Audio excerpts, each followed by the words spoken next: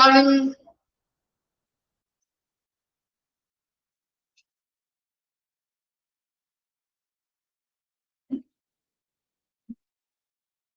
എന്തൊക്കെയുണ്ട് വിശേഷങ്ങള്? സുഖാണോ?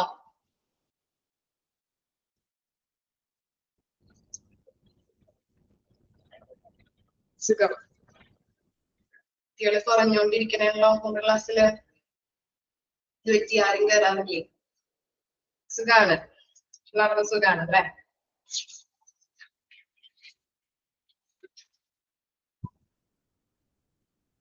ഇവിടെ സുഖാണ്. കോൾഡും ചുമയൊക്കെയുണ്ട്. ഇത്തിരി ബുദ്ധിമുട്ടുണ്ട് ക്ലാസ് എടുക്കുമ്പോ. കോൾഡൊക്കെയാണ്. ഓക്കെ. അപ്പോ നമ്മള് ഇന്നലെ എടുത്ത് നിർത്തിയത്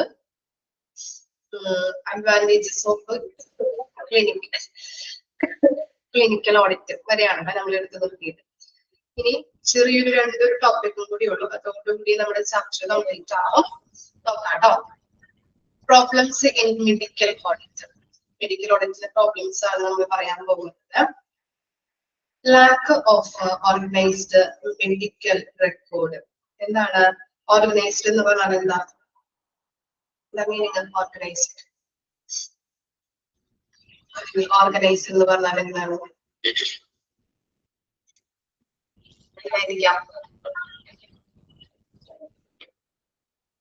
കറക്റ്റ് ആയിട്ട് അറേഞ്ച് ചെയ്യാത്തതിന്റെ ഒരു ഇതല്ലേ? ഓക്കെ. അപ്പൊ മെഡിക്കൽ റെക്കോർഡുകള് കറക്റ്റ് ആയിട്ട് ക്രമപ്പെടുത്താത്തതിന്റെ ഒരു പ്രോബ്ലം അല്ലെങ്കിൽ അഭാവം അവിടെ ഒരു പ്രശ്നം ഉണ്ടാവും അല്ലെ? നമ്മൾ മെഡിക്കൽ റെക്കോർഡ്സ് ഒക്കെ നോക്കിയിട്ടാണ് ഈ ഓഡിറ്റ് നടത്തുന്നത്. അപ്പൊ കറക്റ്റ് ആയിട്ട് കൃത്യമായിട്ട് ഡാറ്റകൾ കളക്ട് ചെയ്യാൻ പറ്റാത്ത അവസ്ഥ അല്ലെ? ഇവിടെ മെഡിക്കൽ റെക്കോർഡ് കംപ്ലീറ്റ് കറക്റ്റ് ആയിട്ട് ഓർഗനൈസ് ചെയ്തിട്ടില്ല എന്നുണ്ടെങ്കിൽ അത് വളരെ ഒരു പ്രോബ്ലം ആയിട്ട് മാറുന്നുണ്ട്. പിന്നെന്താ incomplete record, poor quality maintenance. എന്താണ് താഴ്ന്ന നിലവാരത്തിൽ സൂക്ഷിക്കുന്ന റെക്കോർഡ്സ്. അത് തന്നെയാണ് പറയുന്നത്. കറക്റ്റ് ആയിട്ട് അത് പൂർത്തിയാക്കിയിട്ടില്ല അല്ലെങ്കിൽ കറക്റ്റ് ആയിട്ട് മെയിൻറ്റെയിൻ ചെയ്തിട്ടില്ല എന്നുണ്ടെങ്കിൽ എന്താണ് നമുക്ക് കറക്റ്റ് ആയിട്ടുള്ള ഇൻഫർമേഷൻ അതിൽ നിന്ന് കിട്ടാനായിട്ട് സാധിക്കില്ല. അതും ഒരു പ്രോബ്ലം തന്നെയാണ്. Fear of action and lack of motivation of medical സ്റ്റാഫുകൾ. ഈ മെഡിക്കൽ സ്റ്റാഫുകൾക്ക് മോട്ടിവേഷൻ കൊടുക്കാത്തത്, കൃത്യമായിട്ട് മോട്ടിവേഷൻ കൊടുക്കാത്തത്, മെഡിക്കൽ ഓഡിറ്റ് തയ്യാറാക്കാൻ വേണ്ടിയിട്ടുള്ള കൃത്യമായിട്ടുള്ള ഒരു മോട്ടിവേഷൻ അവർക്ക് കൊടുക്കാത്തതും എന്താണ് ഒരു പ്രോബ്ലം ആയിട്ടാണ് പറയുന്നത്. Ignorance of values of medical audit by hospital. ഇനി എന്താണ് ഈ മെഡിക്കൽ ഓഡിറ്റിനെ കുറിച്ചിട്ട് ഹോസ്പിറ്റലുകൾക്ക് അറിവുണ്ടാവാത്തത് അല്ലെ? നമ്മൾ ഓഡിറ്റ് നടത്തുമ്പോൾ മെഡിക്കൽ ഓഡിറ്റ് ആണ് നമ്മൾ എവിഡൻസ് ആയിട്ട് നമ്മൾ കളക്ട് ചെയ്യുന്നത്. അതുപോലെ തന്നെ പേഷ്യന്റ് രജിസ്റ്റർ, ഇതൊക്കെയാണ് നമുക്ക് അതിൽ നിന്നൊക്കെയാണ് നമ്മൾ എവിഡൻസുകൾ കളക്ട് ചെയ്യുന്നത് അല്ലെ? അപ്പൊ കൃത്യമായിട്ട് ഹോസ്പിറ്റലുകൾക്ക് മെഡിക്കൽ ഓഡിറ്റിനെ കുറിച്ചിട്ട് അറിവുണ്ടാവാത്തതും ഒരു പ്രശ്നമായിട്ട് പറയുന്നുണ്ട്. പിന്നെന്താ suppression of fact, wrong reporting. എന്താണ് ശരിയായ കാര്യം ഒഴിവാക്കുക, തെറ്റായ കാര്യം കൂട്ടിച്ചേർക്കുക. ചിലര് പറയുന്നത് കേട്ടിട്ടുണ്ടാവും അല്ലെ? അവര് കറക്റ്റ് ആയിട്ട് അത് ചെയ്തിട്ടുമില്ല, എന്നാൽ എന്താണ് തെറ്റായ കാര്യം അതിൽ കൂട്ടിച്ചേർത്തിട്ടുണ്ട് അല്ലെ?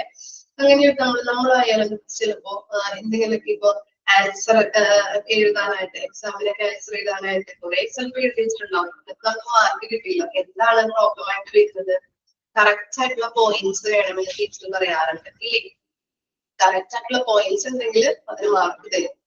വെറുതെ വളവളാന്ന് എഴുതി വെച്ചിട്ടുണ്ടെങ്കിൽ എന്താണ് അല്ലെ? അതൊക്കെ എന്താണ് ഒരു പ്രശ്നമാണ് അല്ലെ? മാർക്ക് കിട്ടാനായിട്ടുള്ള സാഹചര്യം ഉണ്ടാവില്ല. അത് തന്നെയാണ് ഇവിടെ പറയുന്നത്. ശരിയായ കാര്യം ഒഴിവാക്കുക, തെറ്റായ കാര്യങ്ങൾ കൂട്ടിച്ചേർത്ത് വെക്കുക. അതൊക്കെ എന്താണ് ഓഡിറ്റിന് ഒരു പ്രോബ്ലം ആയിട്ടാണ് പറയുന്നത്. ഇത്തരം കാര്യങ്ങളാണ് മെഡിക്കൽ ഓഡിറ്റിന്റെ പ്രോബ്ലംസ് ആയിട്ട് വരുന്നത്.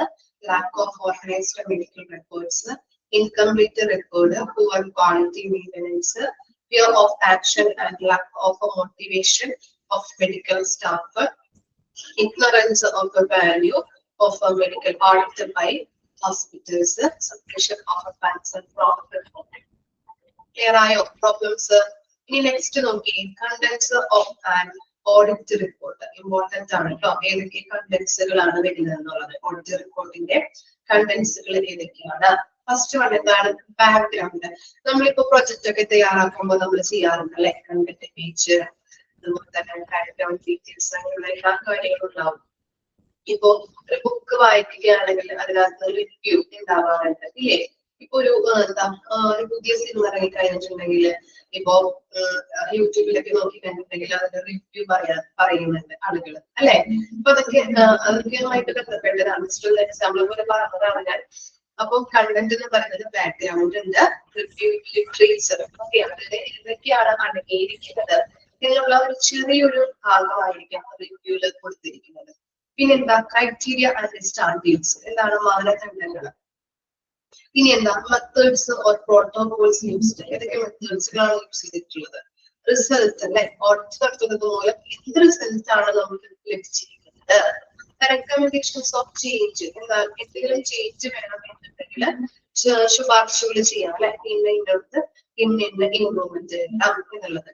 റെക്കമെൻഡേഷൻസ് ഫോർ ഫർദർ ഓഡിറ്റ്, ഇനിയും ഓഡിറ്റ് തയ്യാറാക്കേണ്ടതുണ്ടെങ്കിൽ അതിന്റെ ആവശ്യകതയുണ്ടോ എന്നുള്ള, എന്തിന്റെ ആവശ്യകതയാണ്, അല്ലെങ്കിൽ ഓഡിറ്റ് തയ്യാറാക്കുന്നതിന്റെ ആവശ്യകതയുണ്ടോ എന്നുള്ള റെക്കമെൻഡേഷൻസ് ആണ് അതിൽ കൊടുത്തിരിക്കുന്നത്. റെക്കമെൻഡേഷൻസ് ഓഫ് ഫർദർ ഓഡിറ്റ് എന്ന് പറയുന്നത്.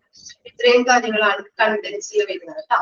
ബാക്ക്ഗ്രൗണ്ട് ഉണ്ട്, literature review, criteria and standards, method or protocols used, result, recommendations for change, recommendations for further audit. Okay, വായിച്ചു വെക്കേ.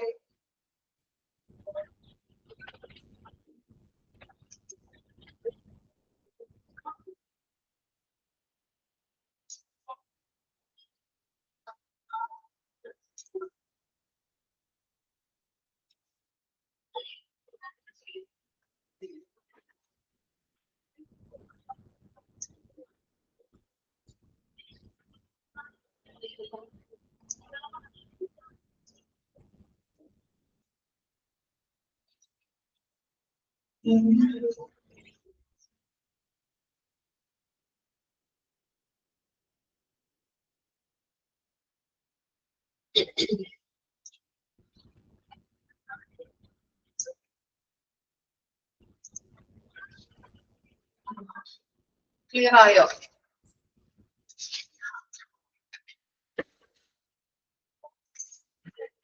ജസ്റ്റ് ഒരു ഇമ്പോർട്ടന്റ് ആയിട്ടുള്ള ഒന്നുകൂടി പറയാം. ഓഡിറ്റില് നമ്മുടെ ചാപ്റ്റർ ഓഡിറ്റ് കംപ്ലീറ്റ് ആയിട്ടുണ്ട്. ഓഡിറ്റിന്റെ ഡെഫിനിഷൻ ഒന്ന് നോക്കാം. അതുപോലെ തന്നെ എയിം എന്താണെന്നുള്ളതൊന്ന് ഓർത്ത് വെക്കുക. ഇന്റേണൽ ഓഡിറ്റ് ഉണ്ട്, എക്സ്റ്റേണൽ ഓഡിറ്റ് ഉണ്ട്, മെഡിക്കൽ ഓഡിറ്റ് ഉണ്ട്, clinical audit, organisation audit, methods used in audit വായിച്ചിരിക്കുക. Types of clinical audit, concurrent audit and retrospective audit. ഇനി അതുപോലെ തന്നെ medical audit committee, stages of clinical audit, types of clinical audit, പ്രോബ്ലംസും role of administrative കാര്യങ്ങളൊക്കെ ഒന്ന് വായിച്ചു വെക്കുക കേട്ടോ. പറഞ്ഞിട്ടില്ല, അല്ലെങ്കിൽ വായിച്ചു വെക്കരുത്. എങ്ങാനും ക്വസ്റ്റ്യൻ വരികയാണെങ്കിൽ എഴുതാൻ പറ്റണം കേട്ടോ. അതുപോലെ തന്നെ contents of an audit report, ഇത്രയും കാര്യങ്ങളാണ് മെയിൻ ആയിട്ട് വരുന്നത്. അഡ്വാൻറ്റേജസും പ്രോബ്ലംസും അതുപോലെ തന്നെ റോളും അത് കൃത്യമായിട്ട് വായിച്ചു വെക്കാം. എങ്ങാനും വന്നു കഴിഞ്ഞിട്ടുണ്ടെങ്കിൽ എഴുതേണ്ടതാണ്. ഇത്രയും കാര്യങ്ങൾ കൃത്യമായിട്ട് പഠിക്കാം കേട്ടോ ഓഡിറ്റ് ചെയ്യാൻ. ഓക്കെ, ഇനി നെക്സ്റ്റ് മൊഡ്യൂളിന്റെ ചാപ്റ്റർ ആണ് മിസ് എടുക്കുന്നത്. Chapter 7 quality management. ഒന്ന് എടുക്കാം കേട്ടോ. അതിന്റെ പേജ് നമ്പറും കൂടി ഒന്ന് കിട്ടിയവര് പറഞ്ഞു കൊടുക്കാം. 7th chapter quality management.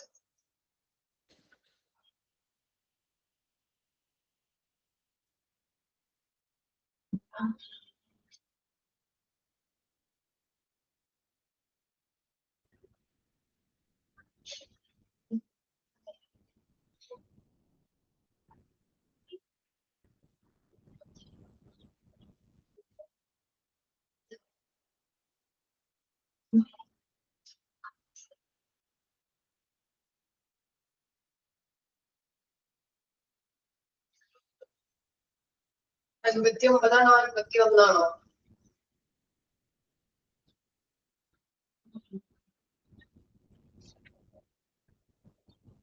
51. 61 കേട്ടോ. ഓക്കെ,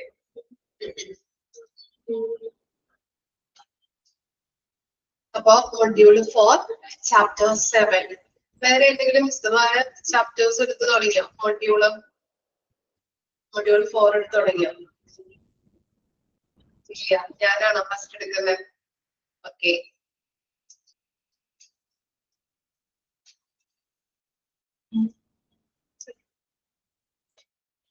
ഓക്കെ ഓക്കെ, സ്റ്റാർട്ട് ചെയ്യാം കേട്ടോ നമുക്ക്. Module 7 quality management. എന്താണ് ക്വാളിറ്റി എന്ന് പറഞ്ഞാൽ? എന്താണ് ക്വാളിറ്റി? എന്തായിരിക്കാം ക്വാളിറ്റി മാനേജ്മെന്റ്?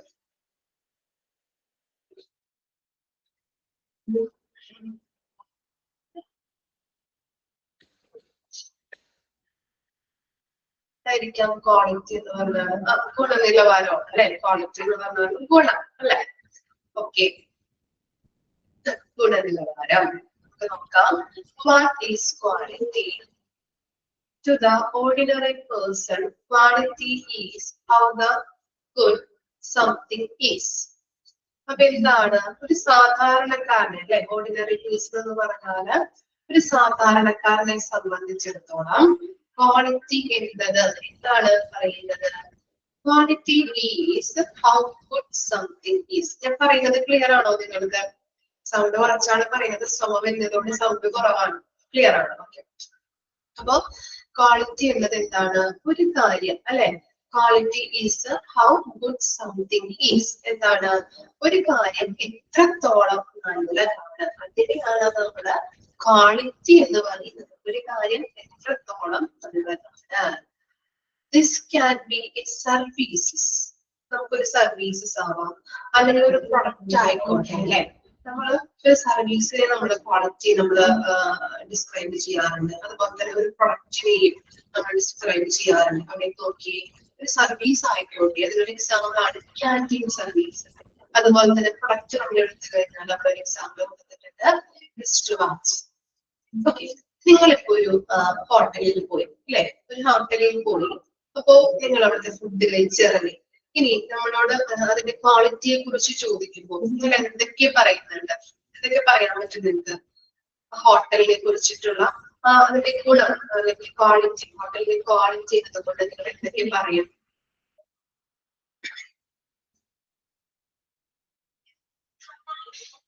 ഫുഡൊക്കെ ഇഷ്ടപ്പെട്ട് കഴിഞ്ഞിട്ടുണ്ടെങ്കിൽ നമ്മൾ എന്തൊക്കെയാ പറയാറ്?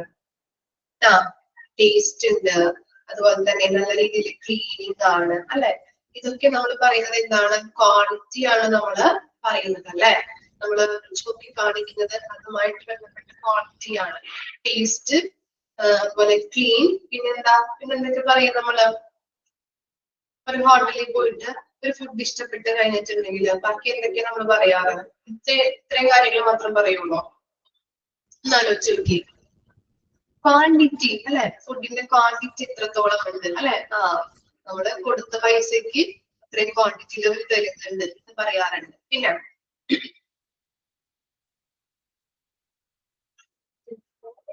ഗുഡ് സർവീസ് അല്ലെ? ഓക്കെ, പിന്നെ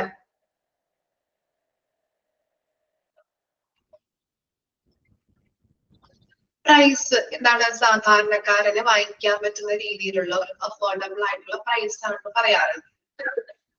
പിന്നെന്താ? ആലോചിച്ച് നോക്കിയേ.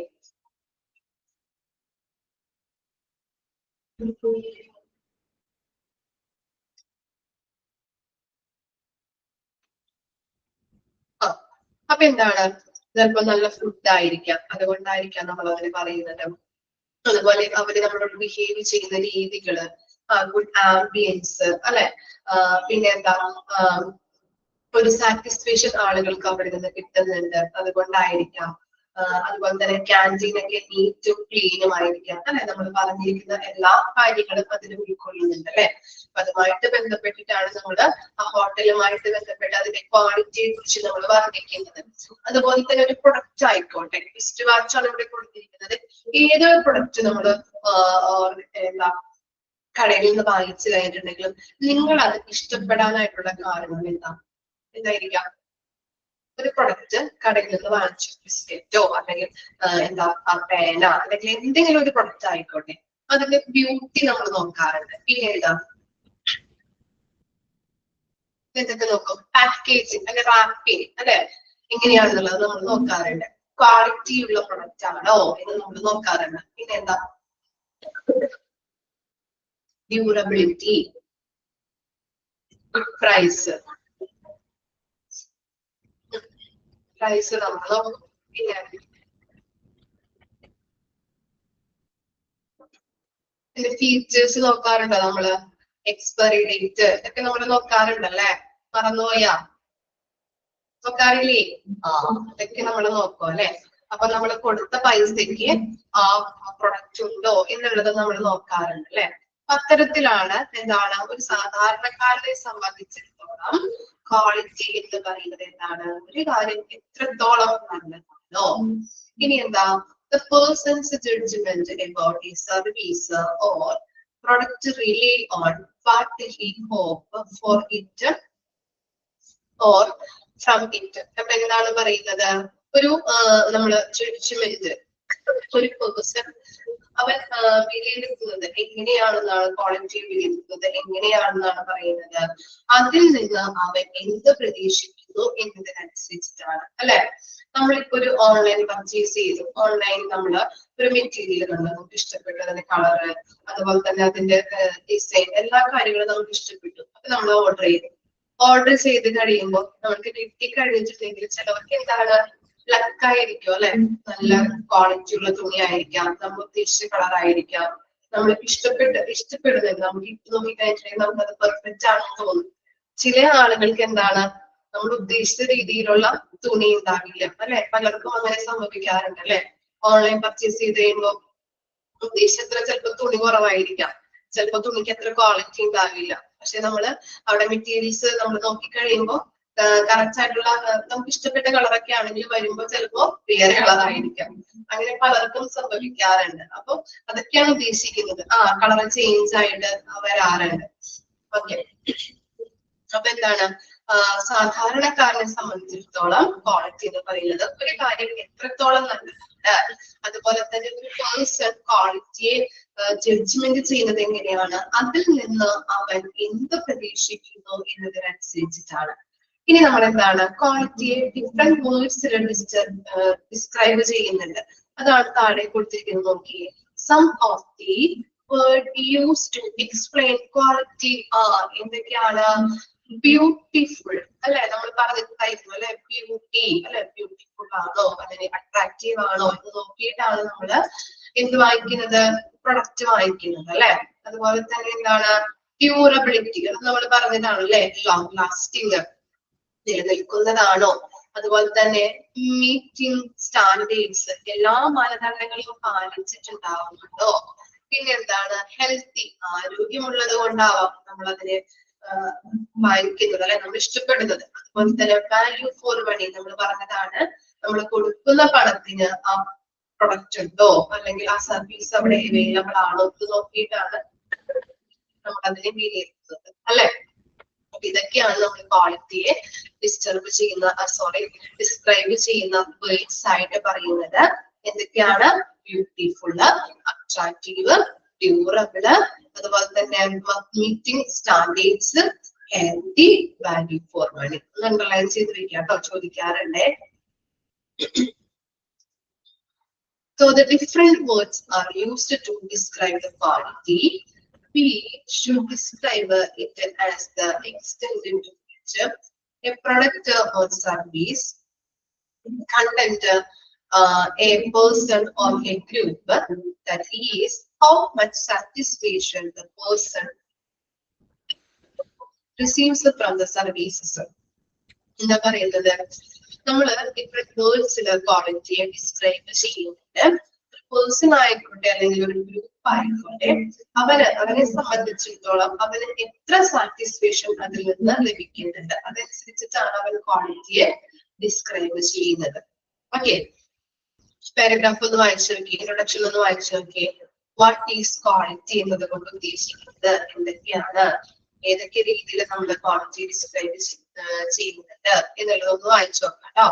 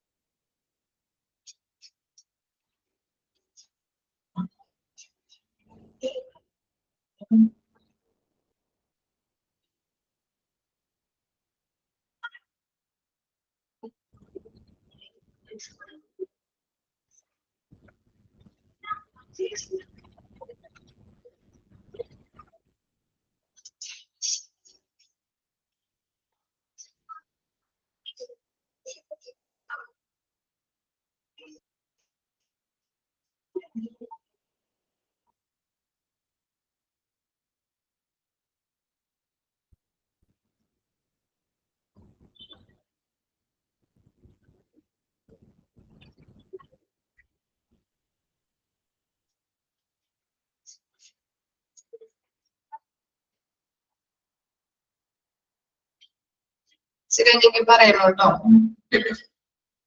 നെക്സ്റ്റ് നോക്കാം നമുക്ക്.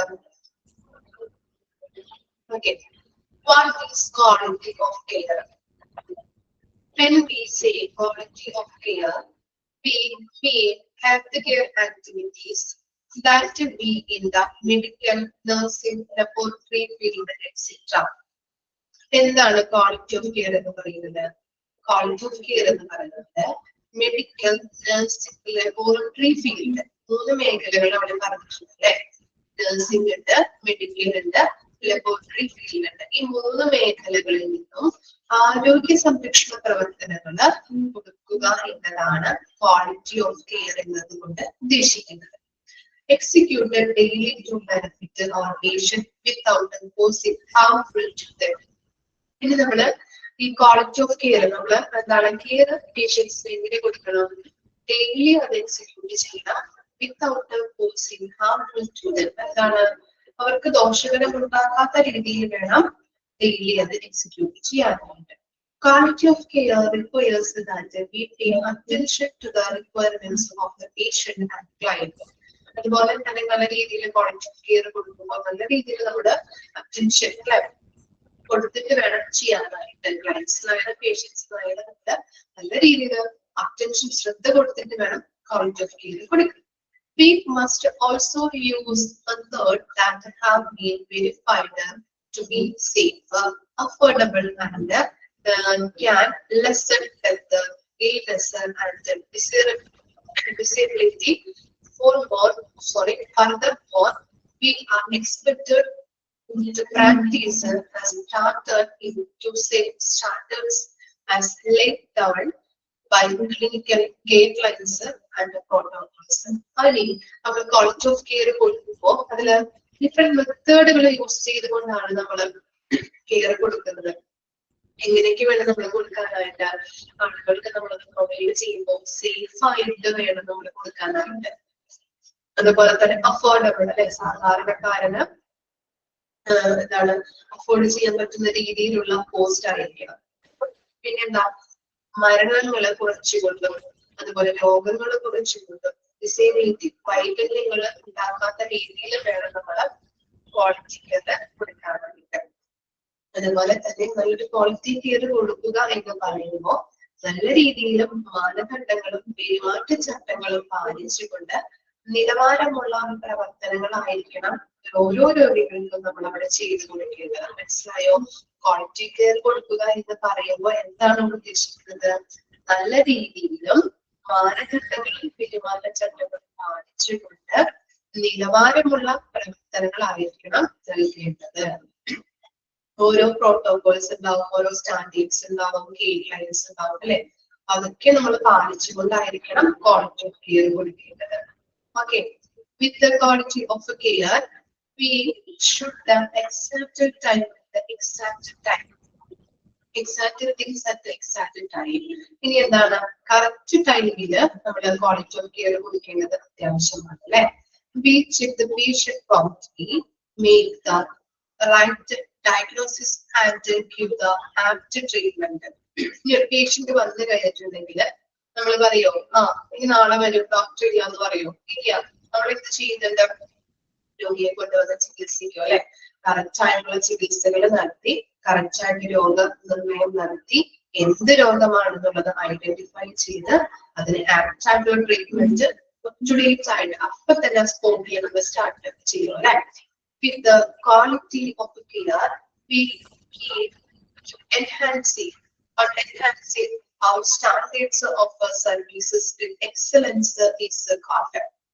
ഇനി നല്ലൊരു ക്വാളിറ്റി കെയർ കൊണ്ട് ഉദ്ദേശിക്കുന്നത് എന്താണ്? മികച്ച കെയറിലേക്ക് എത്തണമെങ്കിൽ നമ്മൾ കൊടുക്കുന്ന സർവീസിന്റെയും കെയറിന്റെയും നിലവാരം ഉയർത്തിക്കൊണ്ടുവരണം അല്ലെ? ഓരോ ഹോസ്പിറ്റലും ഓരോ സ്റ്റാൻഡേർഡ്സ് ഉണ്ട്. മികച്ച കെയറിലോട്ട് നമ്മൾ എത്തണം എന്നുണ്ടെങ്കിൽ നമ്മൾ കൊടുക്കുന്ന സർവീസിന്റെയും കെയറിന്റെയും മികവ് എക്സലൻസ് ഉയർത്തിക്കൊണ്ടുവരാം. അതിനെയാണ് നമ്മൾ ക്വാളിറ്റി ഓഫ് കെയർ എന്ന് പറയുന്നത്. ക്ലിയർ ആയോ? ഇത്രയും കാര്യങ്ങളാണ് നമ്മൾ പറയുന്നത്. അതിൽ പറഞ്ഞത് എന്താണ്? ക്വാളിറ്റി ഓഫ് കെയർ കൊണ്ട് ഉദ്ദേശിക്കുന്നത് എന്താണ്? മെഡിക്കൽ, നഴ്സിംഗ്, ലബോറട്ടറി ഫീൽഡില് ഈ മേഖലകളിൽ 3 മേഖലകളിൽ നിന്നും ആരോഗ്യ സംരക്ഷണ പ്രവർത്തനങ്ങൾ കൊടുക്കുക എന്നതാണ് ക്വാളിറ്റി ഓഫ് കെയർ കൊണ്ട് ഉദ്ദേശിക്കുന്നത്. അത് നല്ല രീതിയിൽ അറ്റൻഷനോട് കൂടിയിട്ട് വേണം കൊടുക്കാനായിട്ട്. അവർക്ക് ഹാർംഫുൾ ഉണ്ടാകുന്ന രീതിയിലുള്ള സർവീസുകളൊന്നും ചെയ്യാനായിട്ട് പാടില്ല. അതുപോലെ തന്നെ ഡിഫറെന്റ് മെത്തേഡുകൾ യൂസ് ചെയ്യുന്നുണ്ട്. സേഫ് ആയിട്ട് നമ്മൾ കൊടുക്കുക, അതുപോലെ തന്നെ സാധാരണക്കാരനെ അഫോർഡ് ചെയ്യാൻ പറ്റുന്ന രീതിയിൽ കൊടുക്കുക. മരണങ്ങള്, രോഗങ്ങള്, അതുപോലെ തന്നെ വൈകല്യങ്ങൾ ഇതൊക്കെ കുറച്ചുകൊണ്ട് വേണം കെയർ കൊടുക്കാനായിട്ട്, ക്വാളിറ്റി ഓഫ് കെയർ കൊടുക്കാനായിട്ട്. അതുപോലെ തന്നെ ലാസ്റ്റ് സെന്റൻസിൽ ഉദ്ദേശിക്കുന്നത് എന്താണ്?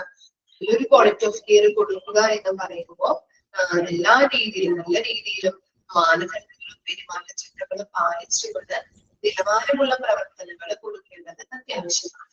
ഇനി ക്വാളിറ്റി ഓഫ് കെയർ കൊടുക്കുമ്പോൾ എക്സാക്ട് ടൈമിൽ, കറക്റ്റ് ടൈമിൽ നമ്മൾ കൊടുക്കണം അല്ലെ? ഒരു രോഗി വന്നു, രോഗനിർണയം നടത്തി, അതിന് ആപ്റ്റായിട്ടുള്ള ട്രീറ്റ്മെന്റ് ആണ് കൊടുക്കേണ്ടത്. അതുപോലെ തന്നെ നല്ലൊരു ക്വാളിറ്റി ഓഫ് കെയർ കൊടുക്കുന്നത് കൊണ്ട് ഉദ്ദേശിക്കുന്നത് മികച്ച കെയറിലേക്ക് എത്തണമെങ്കിൽ നമ്മൾ കൊടുക്കുന്ന സർവീസിന്റെ നിലവാരം ഉയർത്തി വരണം. ക്ലിയർ ആയോ? ഒന്ന് ആലോചിക്കേ.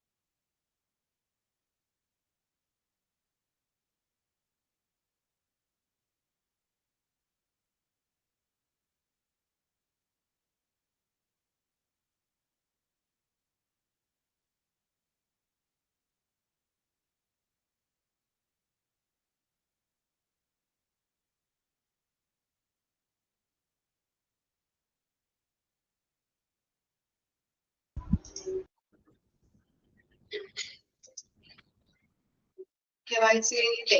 ഇനി നെക്സ്റ്റ് ആണ് components of quality health services. കുറച്ച് കമ്പോണൻസ് പഠിക്കാനുണ്ട്, നോക്കാം. Quality health services has many parts. We should understand this in order to refine quality of care. The parts are listed in the box below. We shall look briefly at each of the parts. അപ്പോൾ ഇവിടെ പറയുന്നത് എന്താണ്? Quality health care quality സർവീസിന് അല്ലെ, quality health സർവീസിന് കുറെ പാർട്സുകൾ ഉണ്ടെന്നാണ് പറയുന്നത്. അപ്പോൾ നല്ലൊരു ക്വാളിറ്റി കെയർ കൊടുക്കണം എന്നുണ്ടെങ്കിൽ നമ്മളത് കുറച്ച് കമ്പോണൻസ് നമ്മൾ അറിഞ്ഞിരിക്കേണ്ടത്. അതാണ് ഇവിടെ കൊടുത്തിരിക്കുന്നത്. ഒരു 9 കമ്പോണൻസ് ആണ് നമ്മൾ പഠിക്കുന്നത്. ക്വാളിറ്റി കെയറുമായിട്ട് ബന്ധപ്പെട്ട് ഒരു 9 കമ്പോണൻസ് ആണ് പഠിക്കേണ്ടത്. ഫസ്റ്റ് വൺ എന്ന് പറയുന്നത് ആക്സസ്. ആക്സസ് എന്ന് പറഞ്ഞാൽ എന്താ? ആക്സസ് എന്തായിരിക്കും? ആക്സസ് എന്ന് പറഞ്ഞാൽ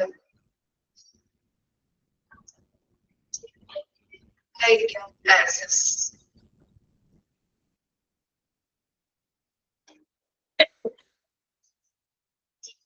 എൻട്രി അല്ലെ?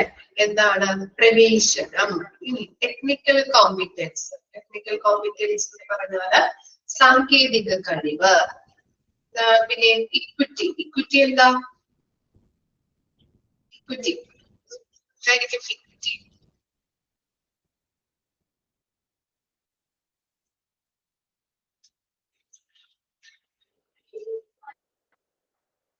ഇക്വിറ്റി എന്താ? സമത്വം.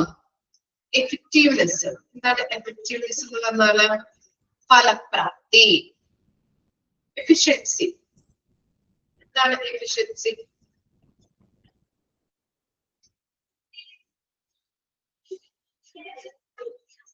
കാര്യക്ഷമത. കണ്ടിന്യൂറ്റി അറിയാലോ? തുടർച്ച. സേഫ്റ്റി അറിയാം. സേഫ്റ്റി എന്താ? സുരക്ഷ അല്ലെ? Interpersonal relations. എന്തായിരിക്കാം? വ്യക്തിബന്ധങ്ങൾ. എമിനിറ്റീസ്. എന്തായിരിക്കാം? എമിനിറ്റി.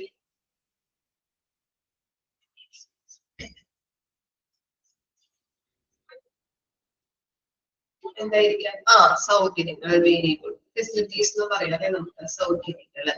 അപ്പൊ ഇങ്ങനെ 9 കമ്പോണൻസ് ആണ് നമുക്ക് പഠിക്കാനുള്ളത്. ആക്സസ് ഉണ്ട്, technical competence, equity, effectiveness, efficiency, continuity, safety, interpersonal relations, amenity. ഇനി ഓരോന്നും നമ്മൾ എക്സ്പ്ലെയിൻ ചെയ്ത് പഠിക്കാൻ പോകുകയാണ് കേട്ടോ. ഓക്കെ, ഓരോന്നും നമുക്ക് നോക്കാം. Access to service. എന്താണ്? സർവീസിലേക്കുള്ള പ്രവേശനമാണ് നോക്കാൻ പോകുന്നത്. Everyone should have an entry to quality health care. എന്താണ് ഈ ക്വാളിറ്റി ഹെൽത്ത് കെയർ അല്ലെ? ആരോഗ്യ പരിചരണത്തിലേക്ക്, ആരോഗ്യ പരിചരണം കൊടുക്കുന്നതിന് വേണ്ടിയിട്ട് എല്ലാവർക്കും പ്രവേശനമുണ്ടെന്നാണ് പറയുന്നത്. Entry refers to the ability of the individual to obtain health care service. Health service. അവിടെ വരുന്ന അണ്ടർലൈൻ ചെയ്തേ. എന്താണ് എൻട്രി എന്ന് പറഞ്ഞു കഴിഞ്ഞാല് ചോദിക്കാറുണ്ട്. എൻട്രി എന്ന് പറഞ്ഞാൽ എന്താണ്? Entry refers to the ability of individual to obtain health services. എന്താണ്? ഒരു ഹെൽത്ത് സർവീസസ് നേടാൻ വേണ്ടിയിട്ടുള്ള ഒരു വ്യക്തിയുടെ കഴിവിനെയാണ് നമ്മൾ എൻട്രി എന്ന് പറയുന്നത്. ഇനി some of the factors that can affect entry are. ഇനി ഫാക്ടേഴ്സ് എൻട്രിയില് എൻട്രിയുമായിട്ട് ബന്ധപ്പെട്ട ഡിഫറെന്റ് ഫാക്ടേഴ്സ് നമുക്ക് നോക്കാനുണ്ട്. ഏതൊക്കെയാണ്? ഫസ്റ്റ് വൺ എന്ന് പറയുന്നത് distance, second one financial, third one ആണ് കൾച്ചറൽ. ഓക്കെ, ഡിസ്റ്റൻസ് നോക്കാം. Example, where a health facility is situated far away or it is difficult to get transport to the facility, access to quality health care becomes a problem. എന്താ പറയുന്നത്? Distance എന്ന് പറഞ്ഞിട്ടുണ്ടെങ്കിൽ ഈ ആക്സസിന്റെ അല്ലെങ്കിൽ ആ എൻട്രിയുടെ, entry എന്ന് പറഞ്ഞാൽ എന്താണ്? ഒരു ഹെൽത്ത് കെയർ സർവീസസ് നേടാനായിട്ടുള്ള ഒരു വ്യക്തിയുടെ കഴിവിനെയാണ് എൻട്രി എന്നത് കൊണ്ട് ഉദ്ദേശിക്കുന്നത്. അതിലെ ഫാക്ടേഴ്സ് ആണ് ഡിസ്റ്റൻസ് എന്ന് പറയുന്നത്. ഡിസ്റ്റൻസ് എന്താണ്? ദൂരം അല്ലെ? ഇപ്പോ ചിലപ്പോ ഒരു ബെറ്റർ ഹെൽത്ത് കെയർ നൽകുന്നതിന് വേണ്ടിയിട്ട് ഒരു ഹോസ്പിറ്റലിൽ ചെല്ലുമ്പോൾ നമുക്ക് ഫെസിലിറ്റീസോ കാര്യങ്ങളോ ഒന്നും ഉണ്ടാവില്ല. അപ്പൊ എന്താണ്? നെക്സ്റ്റ് ഹോസ്പിറ്റലിലോട്ട് കൊണ്ടുപോകാനായിട്ട് പറയും. ഇല്ലേ? വേറൊരു ഹോസ്പിറ്റലിലേക്ക് റെഫർ ചെയ്ത് കൊടുക്കാറുണ്ട്. അപ്പൊ എന്താണ്? അത് ദൂരത്തെയാണ് കണക്കാക്കുന്നത് അല്ലെ, അല്ലെങ്കിൽ ദൂരത്തെയാണ് അവിടെ നോക്കുന്നത് അല്ലെ. പിന്നെ എന്താ പറയുന്നത്? ആളെ ഹെൽത്ത് ഡിഫിക്കൽട്ടീസ് നമ്മൾ കൊണ്ടുപോകുമ്പോ ട്രാൻസ്ഫർ ചെയ്യുന്ന സമയത്ത് അല്ലെ, ആളെ ഹോസ്പിറ്റലിൽ നിന്ന് മറ്റൊരു ഹോസ്പിറ്റലിലേക്കോ അല്ലെങ്കിൽ വീട്ടിൽ നിന്ന് ഹോസ്പിറ്റലിലേക്കോ കൊണ്ടുപോകുമ്പോ ഡിസ്റ്റൻസ് എന്ന് പറയുന്നത് അല്ലെ എന്താണ്? ഡിഫിക്കൽട്ടീസ് ഇപ്പൊ കൊണ്ടുപോകുമ്പോൾ ഡിസ്റ്റൻസ് ഒരു ഫാക്ടർ ആണെന്ന് പറയുന്നതിന് കാരണം ഹെൽത്ത് ഡിഫിക്കൽട്ടീസ് വരാം അല്ലെ. ദൂരം കൂടുതലൊക്കെ ആണെങ്കിൽ ഡിഫിക്കൽട്ടീസ് വരാം. നമുക്ക് വളരെ ബുദ്ധിമുട്ട് ട്രാൻസ്ഫർ ചെയ്യുന്ന സമയത്തൊക്കെ എന്താണ് വളരെ ബുദ്ധിമുട്ടുകൾ നമുക്ക് തോന്നാറുണ്ട്. അപ്പൊ അതും ഡിസ്റ്റൻസുമായിട്ട് ബന്ധപ്പെട്ടതാണ്. മനസ്സിലായോ? ഡിസ്റ്റൻസ് എന്ന് പറഞ്ഞാല് അപ്പോ എന്താണ്? നമ്മള് ഒരു ഹോസ്പിറ്റലിൽ കൊണ്ടുവന്നിട്ട് വേറൊരു ഹോസ്പിറ്റലിലേക്ക് റെഫർ ചെയ്ത് കൊടുക്കാറുണ്ട്. അതുപോലെ തന്നെ പറയുന്നത് ഇപ്പോ എന്തെങ്കിലും ഹെൽത്ത് ഡിഫിക്കൽട്ടീസ് രോഗിയെ ട്രാൻസ്ഫർ ചെയ്യുന്ന സമയത്ത് ഹെൽത്ത് ഡിഫിക്കൽട്ടീസ് വരാറുണ്ട്. അതൊക്കെയാണ് ഡിസ്റ്റൻസുമായിട്ട് ബന്ധപ്പെട്ട കാര്യങ്ങൾ എന്ന് പറയുന്നത്. ഇനി ഫിനാൻഷ്യൽ എന്താണ്? where people cannot pay for the service rendered. എന്താണ് ഫിനാൻസ് എന്ന് പറഞ്ഞാല്? ഇപ്പൊ നമുക്ക് നോക്കിക്കഴിഞ്ഞിട്ടുണ്ടെങ്കിൽ ഒരു ഹോസ്പിറ്റലിൽ ചെന്ന് കഴിഞ്ഞാൽ നമുക്ക് എന്താണ്? കാലത്ത് തൊട്ട് വൈകുന്നേരം വരെ ജസ്റ്റ് ഒന്ന് നിന്നാൽ മതി അല്ലെ. ഡോക്ടറെ കാണിച്ച് വരാനായിട്ടാണെങ്കിലും ഡോക്ടറുടെ കൺസൾട്ടേഷൻ ഫീ, ഡോക്ടർ തരുന്ന മരുന്ന് അല്ലെ, അതുപോലെ തന്നെ എന്താണ്? ട്രാൻസ്പോർട്ടേഷൻ ഫീ, ഒക്കെ നമ്മൾ മരുന്ന് വാങ്ങി ഇനി എന്തെങ്കിലും ടെസ്റ്റുകളൊക്കെ പറഞ്ഞു കഴിഞ്ഞിട്ടുണ്ടെങ്കിൽ ആ ടെസ്റ്റ് നടത്തി വരുമ്പോൾ കുറഞ്ഞത് ഒരു 5000 രൂപയായിട്ട് വരാം അല്ലെ. നമ്മൾ കൂടുതലും എന്താണ്? ഒരു ദിവസം ഡോക്ടറെ കാണാൻ പോകുകയാണെങ്കിൽ ഒരു 10000 രൂപ കയ്യിൽ വെച്ചിട്ട് വേണം പോകാനായിട്ട് ഇല്ലേ? അങ്ങനെ സംഭവിക്കാറുണ്ട് അല്ലെ. മൾട്ടി സ്പെഷ്യാലിറ്റി ഹോസ്പിറ്റൽ ആയാലും സൂപ്പർ സ്പെഷ്യാലിറ്റി ഹോസ്പിറ്റൽ ആയാലും ഇപ്പൊ കൂടുതൽ ആൾക്കാരും ഗവൺമെന്റിൽ പോവാതെ അവിടേക്കാണ് പോകുന്നത് അല്ലെ. അവർക്കറിയാൻ പറ്റുന്നത് എത്ര ക്യാഷ് പറഞ്ഞിട്ടുണ്ടെങ്കിലും ജനങ്ങളെ തരും എന്നുള്ളത് അല്ലെ. നല്ല രീതിയിലുള്ള സർവീസ്, നല്ല രീതിയിലുള്ള കെയർ കിട്ടുന്നതിന് വേണ്ടിയിട്ടാണ് ആളുകൾ അവിടേക്ക് പോകുന്നത്. അതുകൊണ്ട് തന്നെ ക്യാഷ് അല്ലെ, സാധാരണക്കാരന് താങ്ങാൻ പറ്റുന്ന രീതിയിലുള്ള ക്യാഷ് വേണം അവിടെ പ്രൊവൈഡ് ചെയ്യാനായിട്ട്. ക്യാഷ് ഒരു ഫാക്ടർ ആണ് അല്ലെ. നമുക്ക് സാധാരണക്കാരന് താങ്ങാൻ പറ്റുന്ന രീതിയിലുള്ള സർവീസ് അല്ലെങ്കിൽ പോസ്റ്റ് ഒന്നും അല്ല അവിടെ പ്രൊവൈഡ് ചെയ്യുന്നത്. പിന്നെന്താ? Cultural beliefs and values. The services provider may not be in keeping with the cultural belief and values of some people. ഇപ്പോ ഇവിടെ ഉദ്ദേശിക്കുന്നത് ഇവിടെ ചില ആളുകളെ സംസ്കാരത്തിനും വിശ്വാസത്തിനും മൂല്യത്തിനും ഒക്കെ അനുയോജ്യമല്ലാത്തൊരു സർവീസ് ആണ് നൽകുന്നതെങ്കിൽ അത് ലഭിക്കാനായിട്ട് ആളുകൾക്ക് ബുദ്ധിമുട്ടുണ്ടാവും. ഈ പഴയകാല ആളുകൾ അല്ലെങ്കിൽ പഴയകാല അമ്മമാരൊക്കെ ഉണ്ടാവും. അവരിപ്പോ എന്തെങ്കിലും അസുഖം വന്നിട്ടുണ്ടെങ്കിൽ ഹോസ്പിറ്റലിൽ പോവാറുണ്ടോ? നമ്മളിങ്ങനെ വിളിച്ചോണ്ടിരിക്കും അല്ലെ, വായോ പോവാന്ന് പറഞ്ഞിട്ട്. അവര് വരാറുണ്ടോ? അവരിപ്പോ പഴയകാല പിള്ളേർ, പഴയകാല അമ്മമാരൊക്കെ ആണെങ്കിൽ അല്ലെങ്കിൽ പഴയ ഒരു എന്താ കാര്യങ്ങൾ പിടിച്ചിരിക്കുന്ന ഒരു അമ്മമാരൊക്കെ ആണെങ്കിൽ അവര് പറയാറുണ്ട്, പനി വരുമ്പോ ഞങ്ങൾ കുടിച്ചു കുടിക്കാറുണ്ട് അല്ലെ, അതങ്ങനെ പറയാറുണ്ട് അല്ലെ. അവരെന്താണ്? അപ്പൊ അങ്ങനെയുള്ള കാര്യങ്ങളില് പൊടിക്കൈകൾ ചെയ്യാറുണ്ട് അല്ലെ. അപ്പൊ പനിക്കൂർക്ക അല്ലെങ്കിൽ തുളസിയൊക്കെ ഇട്ട് അവര് ചുക്ക് കാപ്പി ഇതൊക്കെ വെച്ച് കുടിക്കുമ്പോ അവര് അല്ലെ ഹോസ്പിറ്റലിൽ പോവാറില്ല. അവരുടെ പൊടിക്കൈകൾ വെച്ചിട്ടാണ് അവര് ചെയ്യാറല്ലേ. അപ്പൊ അങ്ങനെയുള്ള കാര്യങ്ങൾ അല്ലെ, അവരുടെ വിശ്വാസം അതുപോലെ തന്നെ മൂല്യം സംസ്കാരം ഒക്കെ വെച്ചിട്ട് അവര് എന്താണ് അനുയോജ്യമില്ലാത്ത ചികിത്സകളാണ് നൽകുന്നതെങ്കിൽ അവർക്ക് താല്പര്യം ഉണ്ടാവില്ല. അവരുടെ രീതിക്ക് അനുസരിച്ച് അവര് മുന്നോട്ട് പോകുള്ളൂ. അത്തരം കാര്യങ്ങൾ എന്താണ് സർവീസിലേക്ക് അല്ലെങ്കിൽ സർവീസ് കിട്ടാനായിട്ടുള്ള അല്ലെങ്കിൽ സർവീസ് ലഭിക്കാനായിട്ടുള്ള ഫാക്ടേഴ്സ് അല്ലെ. എൻട്രി എന്ന് പറഞ്ഞു കഴിഞ്ഞിട്ടുണ്ടെങ്കിൽ ഒരു ഹെൽത്ത് സർവീസസ് നേടാൻ വേണ്ടിയിട്ടുള്ള ഒരു വ്യക്തിയുടെ കഴിവിനെയാണ് എൻട്രി എന്ന് പറയുന്നത്. എൻട്രിയുമായിട്ട് ബന്ധപ്പെട്ട ഫാക്ടേഴ്സ് ആണ് നമ്മൾ പറഞ്ഞത്. ഡിസ്റ്റൻസ് ഒരു ഫാക്ടർ ആണ്. ഫിനാൻസ് അല്ലെ, സാധാരണക്കാരന് അഫോർഡബിൾ ആയിട്ടുള്ള ഫാക്ടർ എന്താണ്, ക്യാഷ് ഒന്നുമല്ല അവിടെ കൊടുക്കുന്നത് അല്ലെ, കോസ്റ്റ് കൂടുതലായിട്ട് വരുന്നുണ്ട്. അതുപോലെ തന്നെ ഇങ്ങനെയുള്ള കാര്യങ്ങള് കൾച്ചറൽ ബിലീഫ് വാല്യൂസ്. ഓക്കെ, പഴയകാല അമ്മമ്മമാരും അപ്പന്മാരൊക്കെ ഉണ്ടെങ്കിൽ അവരെന്താണ് ഇത്തരത്തിലുള്ള ചികിത്സയിൽ പോകാനായിട്ട് തയ്യാറാവില്ല. കാരണം അവരുടെ പൊടിക്കൈകള് അവരെ എന്താണ് ഇങ്ങനെയുള്ള പനിയൊക്കെ വരുമ്പോൾ ചുക്കാപ്പി ഇതൊക്കെ വെച്ചിട്ട് കുടിച്ചിട്ട് അങ്ങനെ മാറ്റിയെടുക്കുകയാണ് ചെയ്യുന്നത്. അത്തരം കാര്യങ്ങളാണ് അതിൽ വരുന്നത്. എനിക്ക് ചോദിക്കാറുണ്ട്, കറക്റ്റ് ആയിട്ട് വർക്ക് ചെയ്തിട്ട് പഠിക്കാം. ഫാക്ടേഴ്സ് ജസ്റ്റ് ഒന്ന് നോക്കി വയ്ക്കാം കേട്ടോ. ഡിസ്റ്റൻസ് ഉണ്ട്, ഫിനാൻഷ്യൽ ഉണ്ട്, കൾച്ചറൽ ബിലീഫ്സ്, വാല്യൂസ്. ഇനി നെക്സ്റ്റ് ആണ് ടെക്നിക്കൽ കോമ്പിറ്റൻസ്. ടെക്നിക്കൽ കോമ്പിറ്റൻസ് എന്ന് പറഞ്ഞാൽ സാങ്കേതിക കഴിവ്. Technical proficiency is an indicator of a quality. Assurance suggests that we should have sufficient knowledge and skills to perform our functions in order to provide quality services. അപ്പോ indicator എന്ന് പറയുന്നത് അല്ലേ, technical competence as an indicator. Indicator എന്ന് പറഞ്ഞാൽ എന്താ? Indicator എന്താ? Indicator എന്താണ്?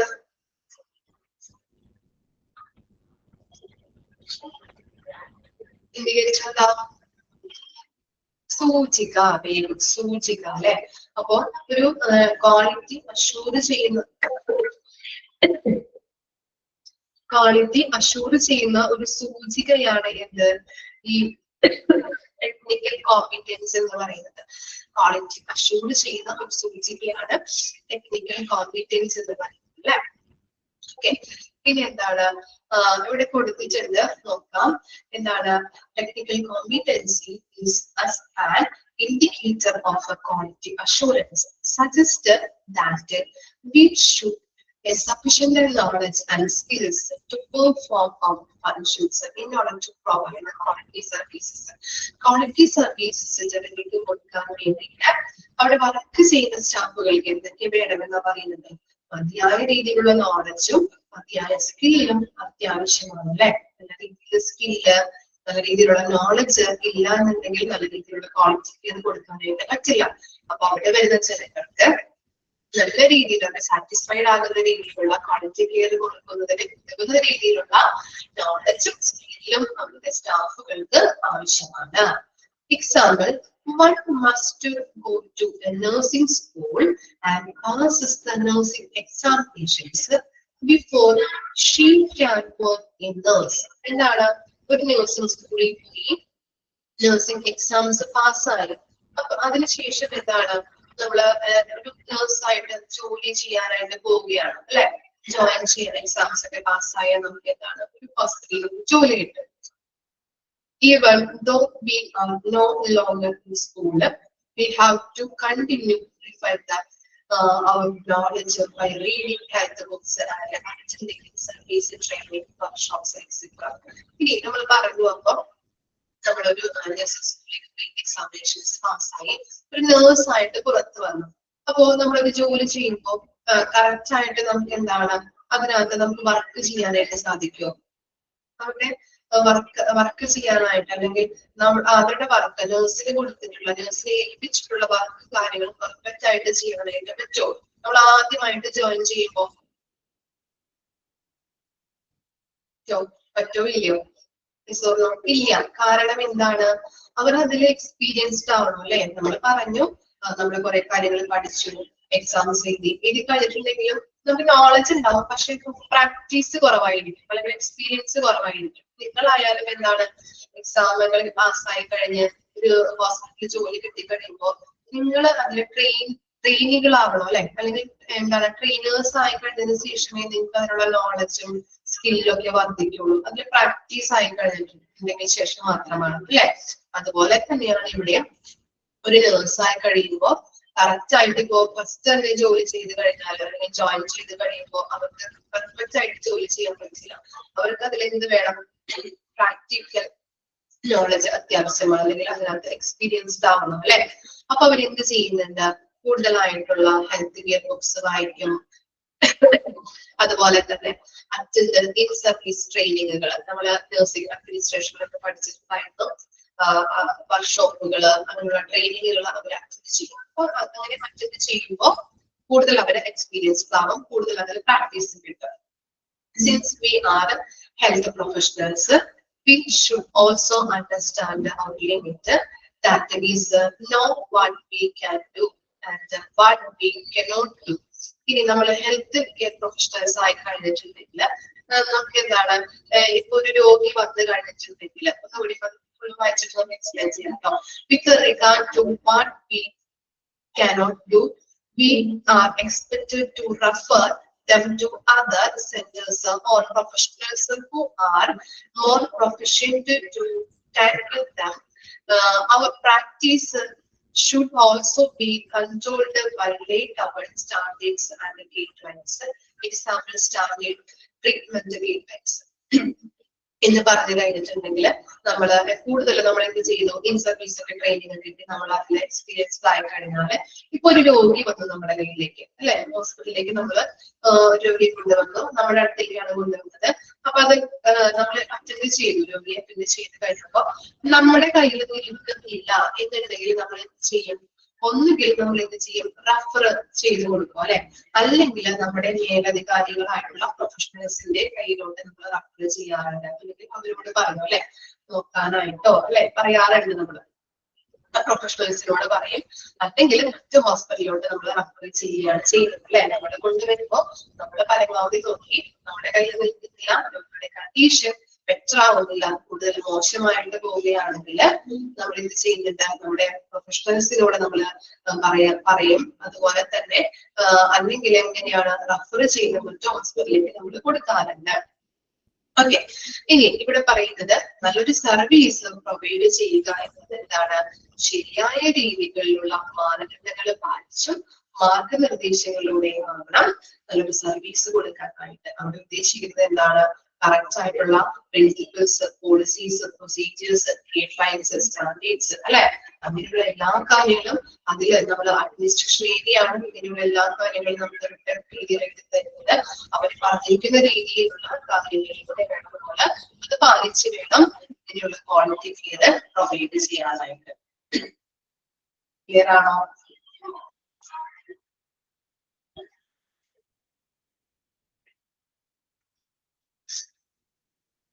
ഇക്വിറ്റിയും കൂടി നോക്കാം കേട്ടോ.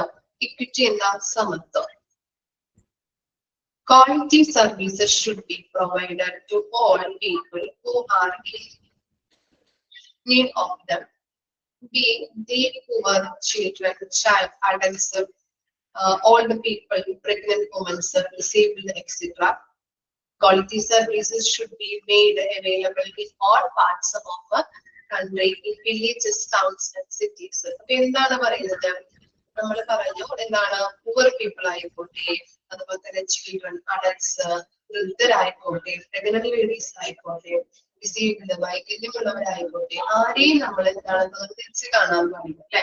ഹോസ്പിറ്റലിലേക്ക് വരുന്ന എല്ലാവരെയും നമ്മൾ എന്താണ് തുല്യരായി കണ്ട് തുല്യമായിട്ട് നമ്മൾ എന്ത് കൊടുക്കണം, ക്വാളിറ്റി ഓഫ് കെയർ കൊടുക്കണം. ഓക്കെ, ഇപ്പൊ ഡിസേബിൾഡ് ആണെങ്കിൽ എന്താണ്, പ്രഗ്നന്റ് വുമൺ ആട് നിന്നു എന്ന് പറയാതെ എന്താണ് എല്ലാവരെയും ഒരുമിച്ച് ചേർത്തുകൊണ്ട് എല്ലാവർക്കും എല്ലാവരുടെയും നീഡ്സ് അനുസരിച്ചുകൊണ്ടും നമ്മള് ക്വാളിറ്റി കെയർ കൊടുക്കേണ്ടത് അത്യാവശ്യമാണ്. അതെന്താണ്, കൺട്രി എന്നോ അല്ലെങ്കിൽ വില്ലേജ്, ടൗൺസ്, സിറ്റീസ് അങ്ങനെയുള്ള എല്ലാ രീതിയിലും നമ്മൾ എന്ത് കൊടുക്കാം, എല്ലാവർക്കും തുല്യമായിട്ട് ക്വാളിറ്റി ഓഫ് കെയർ കൊടുക്കേണ്ടത് അത്യാവശ്യമാണ്. അത്രയും കാര്യങ്ങളാണ് ഇക്വിറ്റിയിൽ പറയുന്നത് കേട്ടോ. ഓക്കെ, വായിച്ചു നോക്കാം. ഇത്രയും ഒരുമിച്ച് എടുക്കുന്നുള്ളൂ, കൃത്യമായിട്ട് വായിക്കാം കേട്ടോ. Assistant service, technical competence, equity.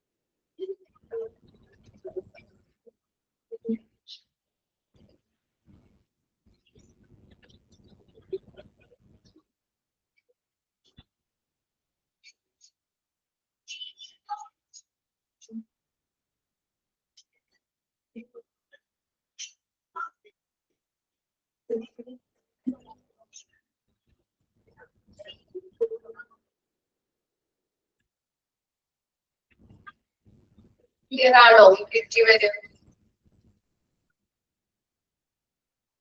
ആണോ? എന്തെങ്കിലും ഡൗട്ട് ഉണ്ടോ?